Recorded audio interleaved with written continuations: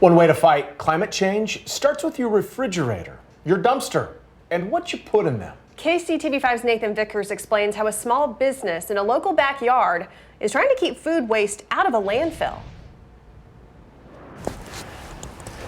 It might be 20 degrees. It's a little cold outdoors. But the compost piles in Alan Staples and Karen Ramsey's Shawnee backyard are still steaming. Right now, our compost pile in the center is pretty close to 130 degrees. And their new business is heating up too. I've been composting on our own for a couple of years. That just got us started on this path. What started with a couple of rubber tubs has turned into a compost collection program called Food Cycle KC. Give you this bucket, you fill it up with your food scraps. Picking up food waste from Johnson County homes. We just don't have very much of that happening on the Kansas side of the metro. So far, they have about a dozen customers, like Katie Holting. There's so much waste going back into those trash cans that's food.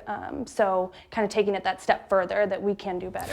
In the U.S., about 40% of our food goes to waste, and that's a major source of greenhouse gas, especially if it ends up in the garbage. Feels like we all want to do something to keep the earth better. Staples and Ramsey hope to expand beyond their backyard and eventually give their compost to community gardens. We want to do this for schools and daycares and churches and restaurants. The more they collect, the better the pile can work through the cold. Anything you do will help. Composting doesn't have to be hard. Turning waste into something new. In Shawnee, Nathan Vickers, KCTV 5 News.